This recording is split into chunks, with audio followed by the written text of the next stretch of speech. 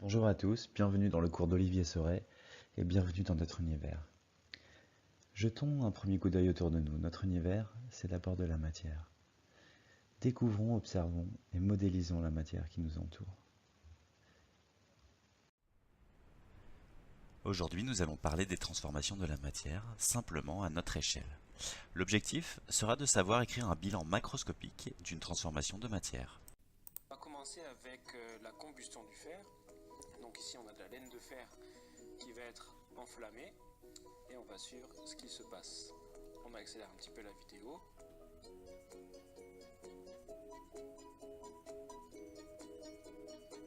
La réaction est maintenant terminée. On peut comparer la couleur avant et après combustion et on remarque que la couleur a changé. Cela veut dire quoi? Ça veut dire qu'il y a eu un changement de matière. Il y a donc eu une transformation chimique. Alors on peut écrire le bilan d'une transformation chimique et on va prendre pour ça un deuxième exemple. C'est l'exemple de la combustion du carbone qu'on a déjà vu dans un chapitre précédent. On va là aussi accélérer un petit peu la vidéo. On remarque à la fin de la réaction que le morceau de carbone a disparu. Ce qui veut dire que ce qui disparaît, c'est le carbone et le dioxygène qui était au préalable dans le bocal.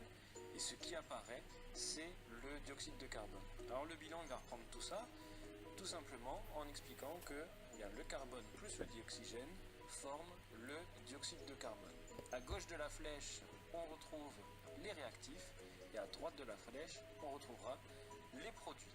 Alors, qu'est-ce qu'un bilan macroscopique?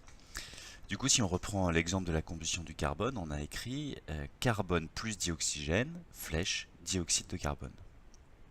En fait, qu'est-ce qu'on a fait?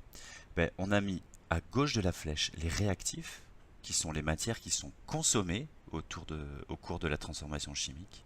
On préfère le mot consommer à disparaissent, parce qu'en fait les matières ne disparaissent pas, elles sont consommées. À droite de la flèche, on a mis les produits. Les produits sont les matières qui sont formées au cours de la transformation chimique. Le mot formé, de la même façon, on préfère au mot apparaissent. Voilà. En fait, ce bilan, il s'agit d'un code. Le plus signifie, en français, réagit avec, et la flèche signifie pour former. Donc si on lit la phrase en entier, cela donne le carbone réagit avec du dioxygène pour former du dioxyde de carbone. Maintenant, qu'est-ce qu'on va vous demander dans un exercice? Comment écrire un bilan macroscopique à partir d'une histoire qui pourrait être racontée dans un énoncé? Si je veux écrire le bilan, d'après ce que j'ai compris, je vais chercher les réactifs et les produits. Cherchons d'abord les réactifs. Les réactifs, j'ai décidé de les surligner en jaune. Et on va lire l'énoncé ensemble. Alors, lorsqu'on fait une fondue savoyarde, on brûle de l'éthanol liquide. Alors, l'éthanol, c'est sûrement une matière qui réagit. Voilà, pour former et maintenir le caclon au chaud. Lors de la combustion de l'éthanol, avec le dioxygène de l'air, ça veut dire que le dioxygène de l'air, il réagit aussi. Deux gaz sont formés, l'eau et le dioxyde de carbone.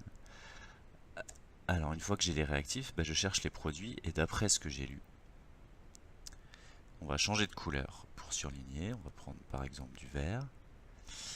Et les produits, on cherche dans l'énoncé, les deux gaz formés sont l'eau et le dioxyde de carbone. Donc là, on a identifié les réactifs et les produits. On peut donc écrire le bilan macroscopique de la combustion de l'éthanol.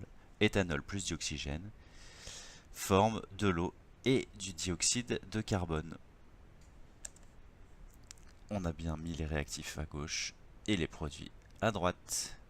Voilà, à vous de jouer.